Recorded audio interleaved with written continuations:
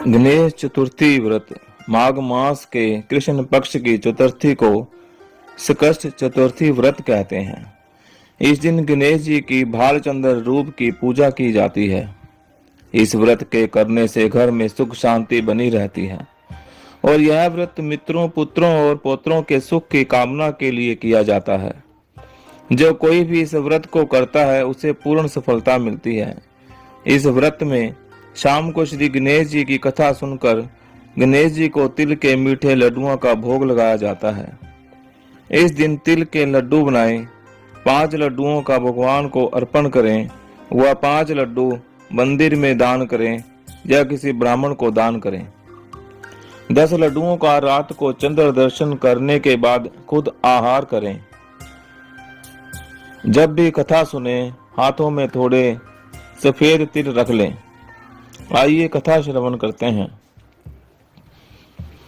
एक बार युधिष्ठिर जी ने श्री कृष्ण जी से पूछा, है प्रभु, श्री गणेश जी का चतुर्थी व्रत व पूजन सबसे पहले किसने किया? कृपा करके आप मुझे बतलाइए। श्री कृष्ण जी बोले, मैं तुम्हें राजा हरिश्चंद्र के समय में ऋषि शर्मा ब्राह्मण की कथा सुनाता हूँ। सतयुग में हरिश्चंद्र नाम के एक प्रसिद्ध राजा हुए हैं। वे शास्त्र धर्म में पटु, स्वभाव के सरल और सत्यनिष्ठ और ब्राह्मणों के पूजक थे। हे पार्थ, उनके शासन काल में अधर्म नाम की कोई वस्तु नहीं थी। सभी लोग सुख शांति के साथ साथ दीर्घायु होते थे। उन्हीं के राज्य में ऋषि शर्मा नाम का एक तपस्वी ब्राह्मण रहता था और वो उसकी पत्नी दोनों श्री गणेश जी की पूजा किया करते थे। एक पुत्र की प्राप्ति के कुछ समय बाद ऋषि शर्मा स्वर्ग को सिधार गए। पुत्र का पालन पोषण उनकी पत्नी भिक्षा मांगकर करने लगी। वह ब्राह्मणी गोबर से गणेश जी की प्रतिमा बनाकर सदैव पूजा किया करती थी। एक दिन उसे भिक्षा में तिल की भिक्षा मिली।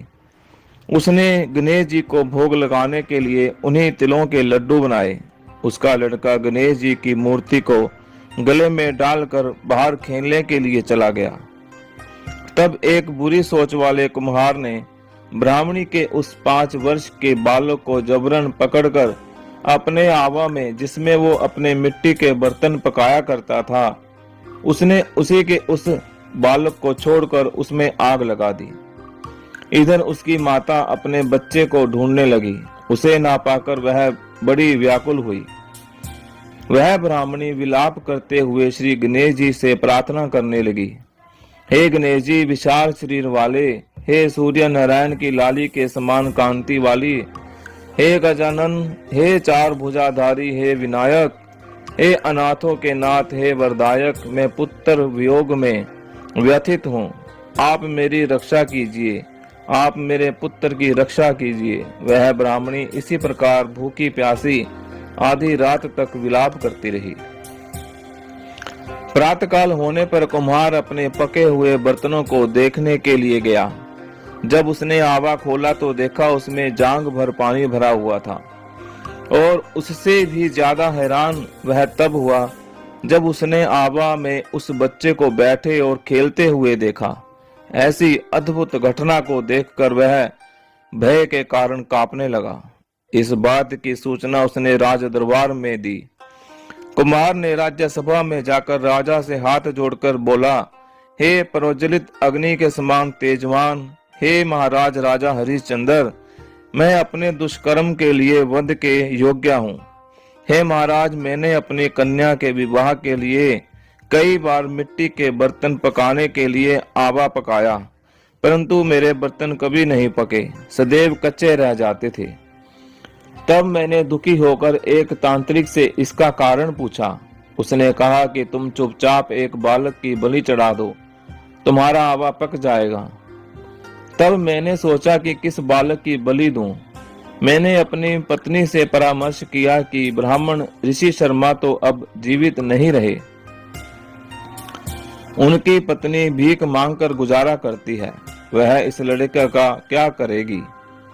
मैं इस बालक की बलि दे दूं तो मेरा आवा पक जाएगा। मैंने निश्चय किया कि मैं इस बालक की बलि दे दूंगा, और मैंने इस बालक को आवों में बिठाकर आग लगाकर रात को निश्चित होकर सो गया। प्रातः काल जब मैंने आवा खोलकर देखा तो क्या देखता हूँ कि उस लड़के को मैं जिस स्थिति में बैठा कर गया था वह उसी तरह निर्भय भाव के साथ बैठा था, और आवे में जांग भर पानी भरा हुआ था। इस दृश्य को देखकर मैं कांप उठा और इसकी सूचना देने मैं आपके पास आया हूँ। कुम्हार की बात सुनकर राजा को बहुत हैरानी हुई और उस लड़के को देखने के लिए वो आए। बालक को प्रसन्नता पूर्वक खेलते हुए देखकर राजा मंत्री से कहने लगा, यह पानी कहाँ से आया है? इस दरिद्र कुम्हार के आवे में हरी हरी घास, ये दूब कहाँ से आई है? बालक को ना ही आग लगी है, ना ही जलन हुई है, और ना ही भूख प्यास लगी है। वह आवे में ऐसे खेल रहा है जैसे अपने घर में खेल रहा हो। राजा मंत्री से ऐसी बातें कर रहा था, तभी वह ब्राह्मणी वहां पर आ गई। वह कुम्हार को कोसने लगी। वह बालक को अपने गोद में लेकर प्यार करने लगी और कांपती हुई राजा के सामने बैठ गई।